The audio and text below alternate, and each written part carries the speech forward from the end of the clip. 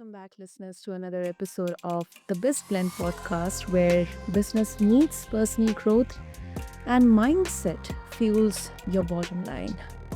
I'm your host, Sana, and today in this episode, we are diving into something that blends leadership, dentistry, technology, and personal transformation. Now, before you think, are you thinking like, wait, dentistry? Stick with me, listeners. Our guest today is redefining leadership beyond the operatory. Meet Dr. Jordan Sanders. He's isn't just a dentist, he's an educator, an entrepreneur who is embarked on a mission to help health professionals and high performers scale their impact without sacrificing their well-being.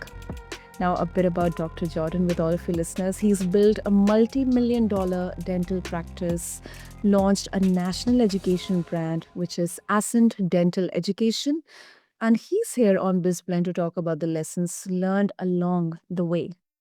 From burnout to balance, from identity loss to intentional living, we are going to explore some of the most important aspects like time management, personal growth, and how our mindset shapes not just our career, but our lives. So, with that, Dr. Jordan, welcome to the show, and it is such an honor to have you with us. Oh, thank you, son. It's really nice to be here. Okay, Dr. Jordan, I mean, you have led a thriving practice, you have built an education brand. I mean, they are serious, major time commitments. But I'm not exactly sure, but I guess you must have experienced burnout along the way. So, how did your relationship with time and productivity evolve through all these years? Oh, man, that's a great question. Burnout is such an interesting thing. You don't think that you're burnt out until it comes and hits you in the face.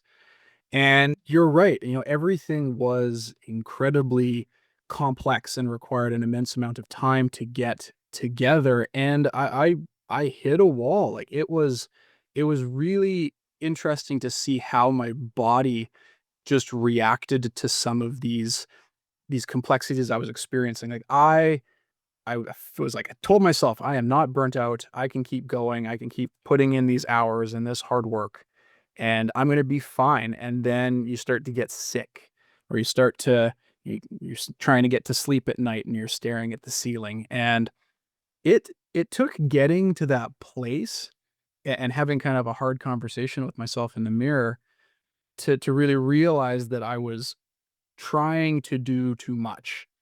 And Mhm. I think it's a plight that a lot of high achievers and entrepreneurs specifically experience. Like they want to do it all. They build these businesses from the ground up, and Mhm. because they have such an emotional connection to the thing that they've built, they want to do everything themselves. Like they feel like they are invested.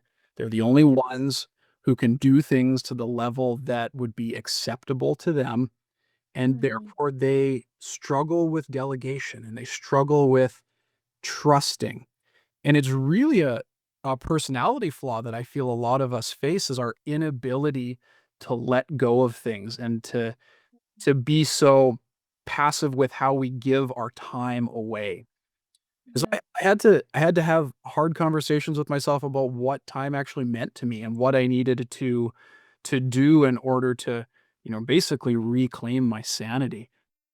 Mhm. No, that is so true. Especially the part where you mentioned about the not exactly obsession, but it's like you have that fear of kind of letting go of your baby. I mean, you're just handing over your baby to someone else, or maybe you think that uh, there won't be the other person won't be able to do in the way that you do it, or you look at it from that perspective. So that is so natural, so common, especially among entrepreneurs and creators. So I can absolutely relate with that. But Dr. Jordan, let's talk about identity, beyond the achievements. So in your journey, you have mentioned kind of, asking this question that who am I outside the operatory? And I guess we some or the other moments in our lives, we keep on asking ourselves, what am I exactly outside of this role or title or this company I'm working in or this job I'm doing in? Who exactly am I without all this? What if everything is stripped away from me, and then who exactly am I? So it was this turning point, Dr. Jordan. So how do you help others, especially in high pressure fields, to start to unpack that? Yeah, I mean, identity is such a it is the root of so much mental health crises, especially in professionals. We spend our entire, early adult lives in school learning to be these professions that and we set ourselves at a very high standard for that. It's a ton of pressure and we build it becomes a part of us. It has to. It's the world that we live in.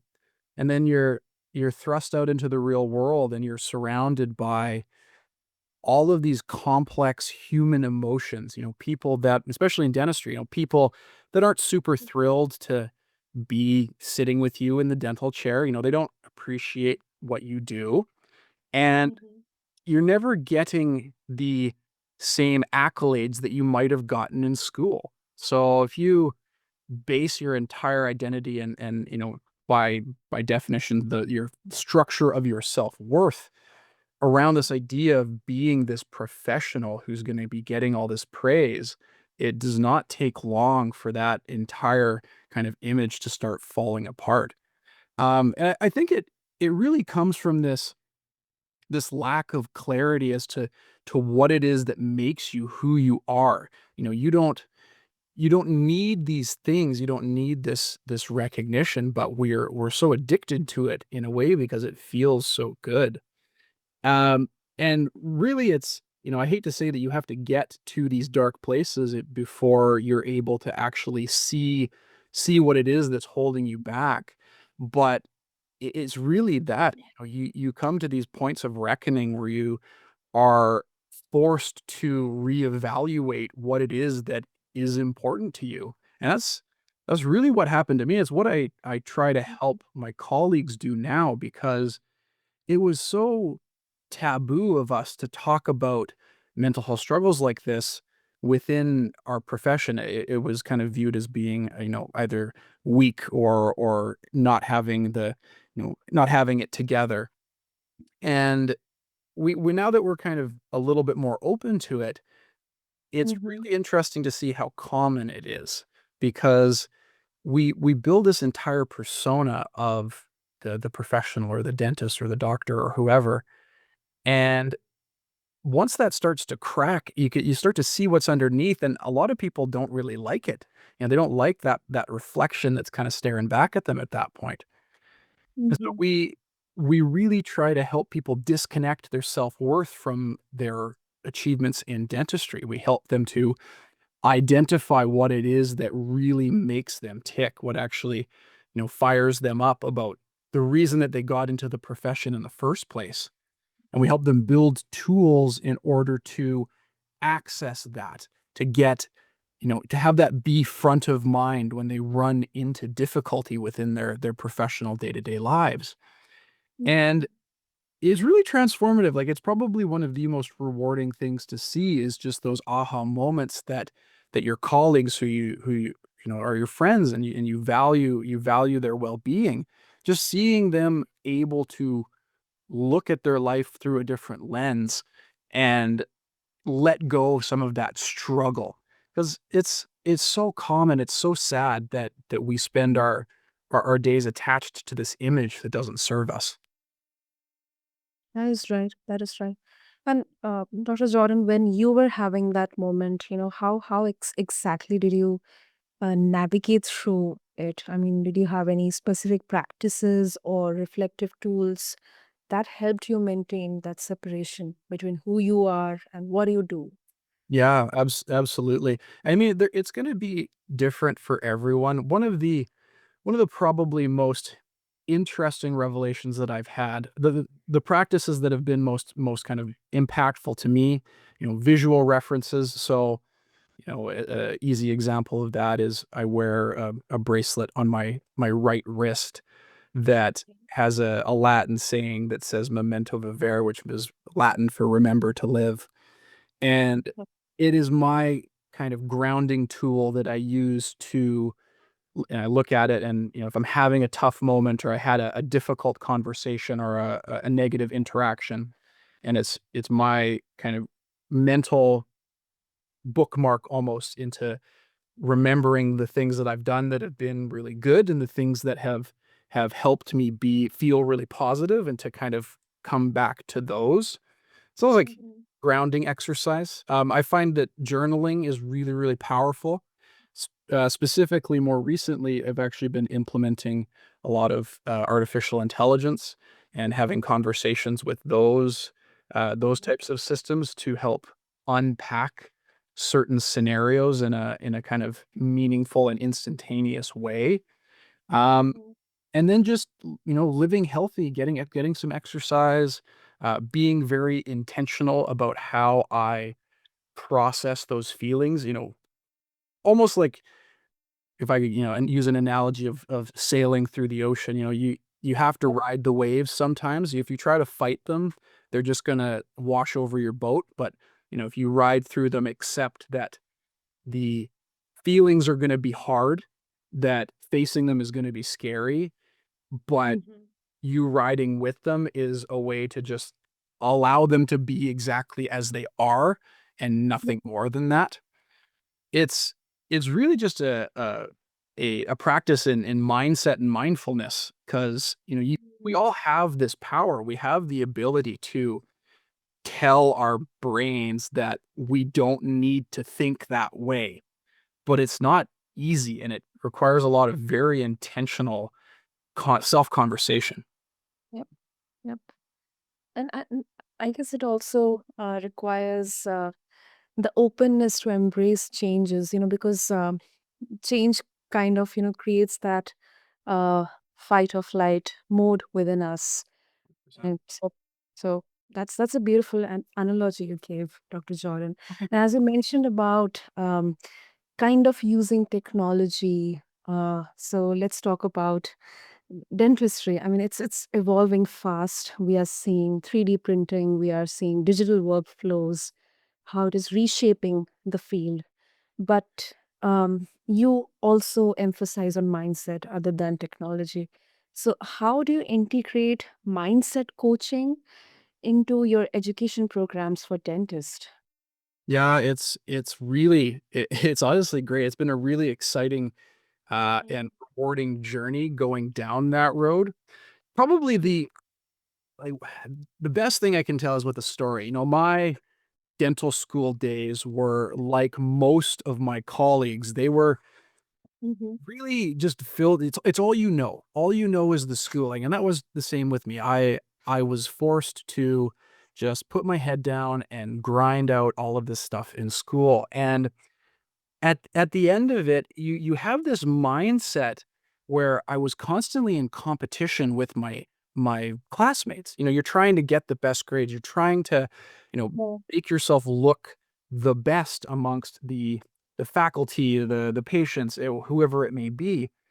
And so you walk out the doors after graduation with this really powerful fight or flight mechanism beat into you. It's almost this pervasive mindset of competition, and it's really hard to unravel. And so I went through that journey myself. Like I was out from school, trying to do better dentistry than everybody else and getting really self-conscious when I would see work that was done better than mine, or when I was unable to maybe achieve the perfection that I thought that I was capable of.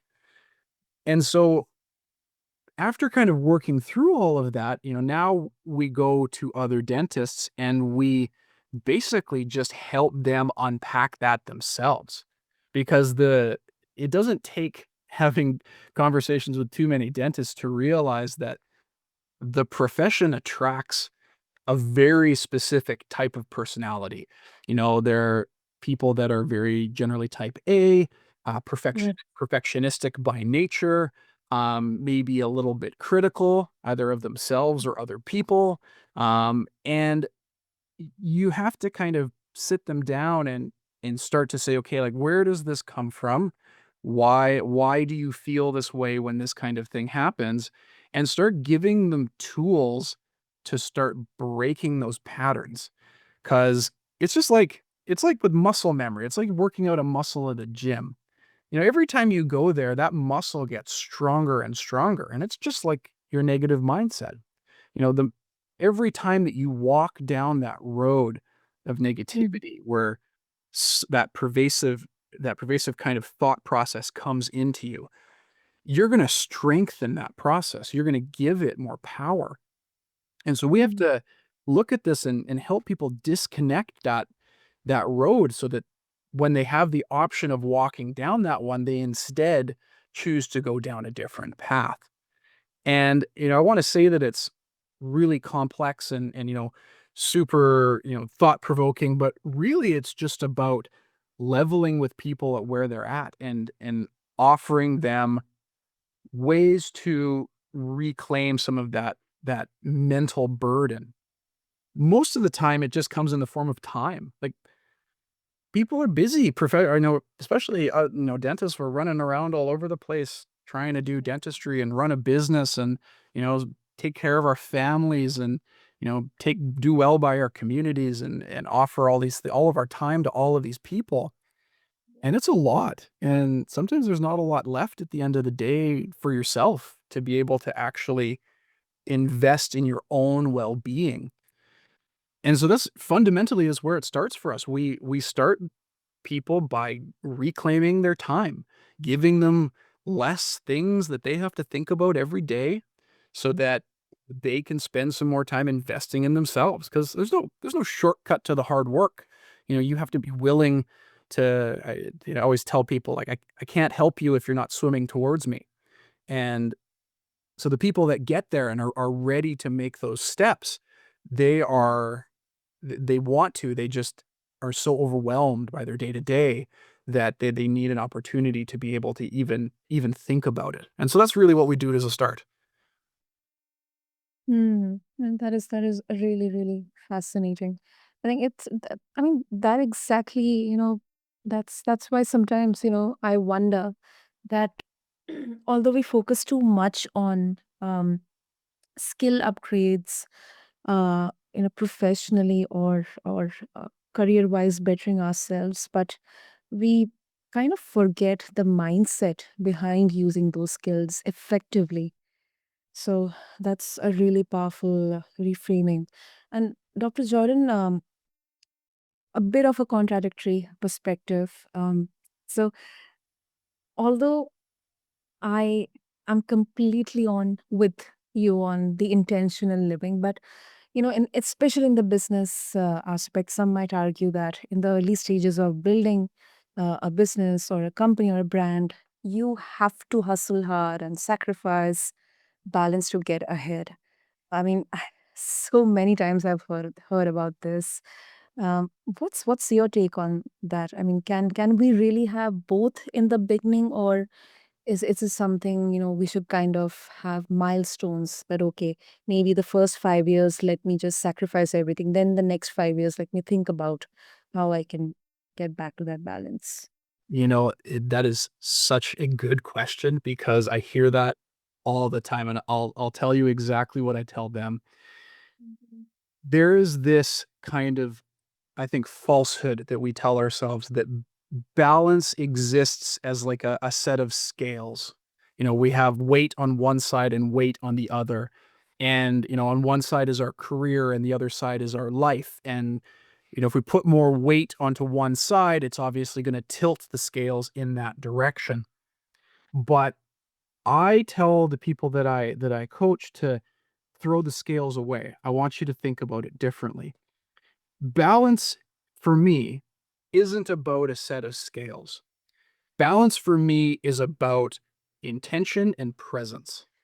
So As an example, when I am at work, I am 100% focused and have 100% of my intention focused on my work.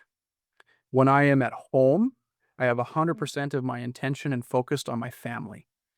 And what I do is that is balance for me. So balance is not giving up one for the other. It's about creating intentional space for everything to exist in its own way. It might not be equal, but if hustle culture, I think unfortunately creates a lot of broken families. And Yeah. we need to kind of sit and look at this and say, yeah, you might need, maybe you're working a 12-hour day.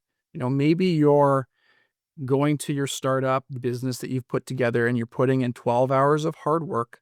And at the end of the day, you're really tired and you're going to go home for dinner or for bedtime with your kids. And you have nothing left. Mm. What's required in that moment is to realize that you still need to be 100% there for the people that need you. That's balance. It's not easy. It's arguably harder, but it's a mindset shift that basically says, I'm going to give 100% of myself to the thing that I am focusing on in this moment, Mhm. regardless of where things are. And if I don't have the energy to do that, it just means that I need to create space somewhere. Because if you're really that burnt at the end of a day, you need to have a look at really where your intentions lying and really what you're doing. Are you using your time productively? Could you create some more time somewhere by offloading low value tasks? So that's really the audit that we do. We say, you've spent 12 hours at the office. Do you need to spend 12 hours at the office? Can I give you an hour of time back somewhere so that you can go home an hour early and have dinner with your family or go to the gym or read a book? That's my definition of balance. And that's where, it all circles back to the most important point you mentioned in the beginning about, delegation, you know, having the company of like-minded people, your team members who, can help you both in your practice and also give you that time to, work on yourself as well. And the same time be replicated for them as well by Yeah. the leader.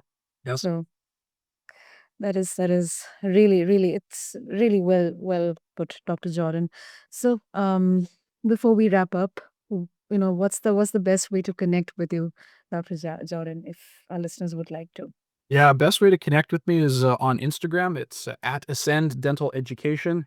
If anyone goes on there and sends me a DM and puts Sana's name beside it, I'll send you a free little tidbit on how to save some time. It's one of the exercises that we do with our coaching clients on how Mhm. to really audit where your time is going and if you can create some more space. I found it to be a very powerful tool for people that feel like they're burning out or they're lacking that balance that we spoke about. That's great. That's great. I'll make sure to have the links and the details mentioned in the show notes. And Dr. Jordan, thank you so much for this practical, insightful conversation. And I really appreciate how you bring both heart and strategy into everything you do, in the dental world or reshaping how we define or think about success and then well being ourselves. Thank you. Thank you.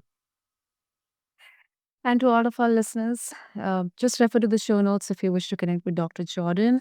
And also, just a quick note from my end that business isn't just about the bottom line, listeners. It's about blending growth, mindset, and leadership in ways that can make life richer. I'm your host, Sana, and this has been another brilliant episode on the BizBlend podcast. Until next time, take care.